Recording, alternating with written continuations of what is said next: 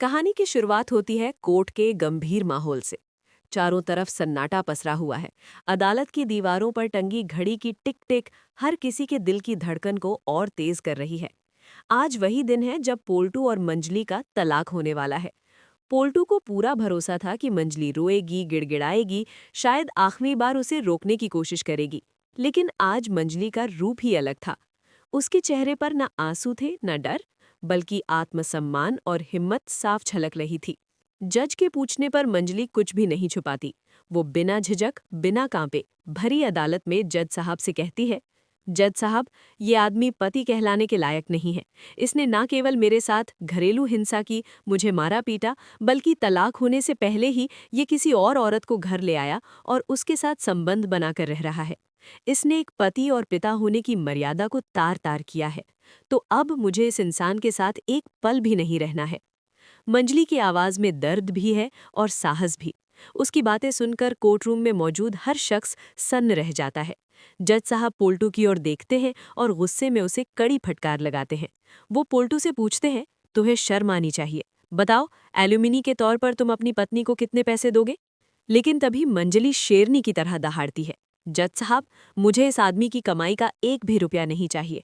अगर ये मुझे करोड़ों भी दे तो भी मैं इसके गंदे पैसों को हाथ नहीं लगाऊंगी। मंजली का ये स्वाभिमान देखकर जज साहब भी प्रभावित हो जाते हैं।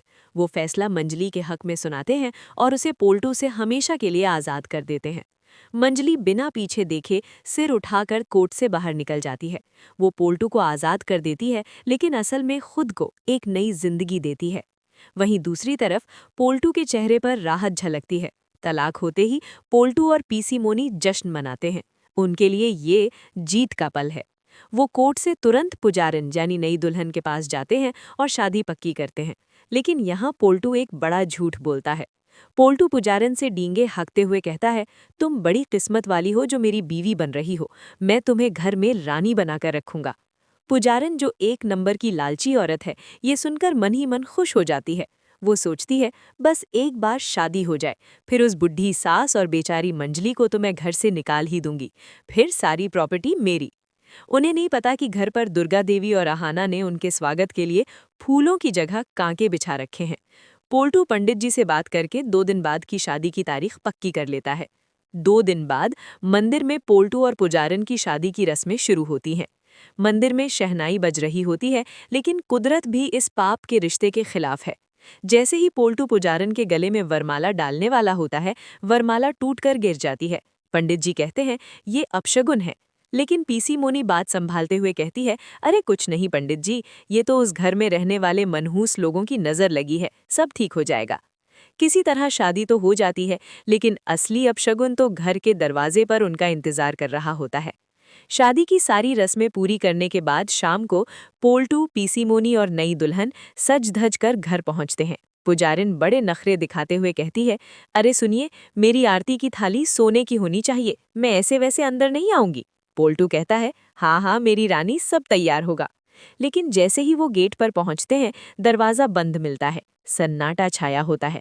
पीसी मोनी दरवाजा पीटते हुए चिल्लाती है, अरे ओ औरतों, दरवाजा खोलो, देखो घर की नई लक्ष्मी आई है और मुझे मेरी बहू की आरती करनी है। अंदर से कोई आवाज नहीं आती। काफी देर बीत जाती है। तभी पड़ोस की औरतें वहां जमा हो जाती हैं और हंसने लगती हैं। एक पड़ोसन ताना मारती है, क्यों पोल्टू भाई, सुना था रानी बनकर आएगी, यहाँ तो दरबान बनकर खड़ी है तुम्हारी नई बीवी। ये सुनकर पुजारन शर्म से लाल हो जाती है और पोल्टू को घूरने लगती है। काफी तमाशा होने के बाद ऊपर की बैल्कनी का दरवाजा खुलता है। दुर्गा देवी और अहाना वहां खड़ी होती हैं, जैसे साक्षात दुर्गा और काली का रूप हो। पोल्टू गुस्से में चिल्लाता है, बड़ी मामी, तमाशा मत करो, दरवाजा खोलो, हम अंदर आ रहे हैं। दुर्गा देवी हंसते हुए कहती है, कौन सा घर, किसका घर? अरे ओ नई दुल्हन, तेरे पति ने तुझे बताया नहीं, ये तो इस घर का फूटी कौड़ी का भी मालिक नहीं है। ये घर मेरे नाम पर है और मैंने इसे बेदखल कर दिया है। ये सुनते ही पुजारिन के पैरों तले जमीन खिसक जाती है। वो पोल्टू की तरफ अविश्वास से देखती है। तो दोस्तों, अगर आपको दुर्गा देवी और अहाना का ये फैसला पसंद आया तो कमेंट में आई सपोर्ट दुर्गा देवी जरूर लिखें। तभी दुर्गा देवी नीचे आंगन में रखे कुछ सामान की ओर इशारा करते हुए कहती हैं, और हाँ, वो देखो, तुम्हारा सामान भी हमने बाहर रख दिया है पोल्टू जी। अब उठाओ अपना ये सामान और जाइए अपनी नई रानी को लेकर किसी और जगह। दुर्गा देवी कड़क आवाज में आखिरी फैसला सुनाती है, जहां पाप ले जाए वहां जाओ, अब मेरे आंगन में तुम्हारी परछाई भी नहीं पड़नी चाहिए। और बालकनी का दरवाजा बंद हो जाता है। इस तरह से सड़क के बीचों बीच, पड़ोसियों के ठहाकों के बीच, पोल्टू, पीसी मोनी और नई दुल्हन खड़े रह जाते हैं। पुजारन अपना घूंघट हटाकर पोल्टू से पूछती है, ये क्या हो रहा है पोल्टू जी? आपने तो कहा था ये घर आपका है, तो ये लोग आपको घर से क्यों निकाल फेंक रहे हैं? और अब हम रहेंगे कहाँ? तो दोस्तों, देखिए वक्त का पहिया कैसे घूमता है। मंजली को रुलाने वाला आज खुद अपनी नई दुल्हन के सामने रो रहा है। उनका गृह प्रवेश गृह कलेश में बदल गया। अब ये तीनों कहाँ जाएंगे? क्या पुजारन पोल्टू को छोड़कर भाग जाएगी? ये देखना बहुत मजेदार होगा।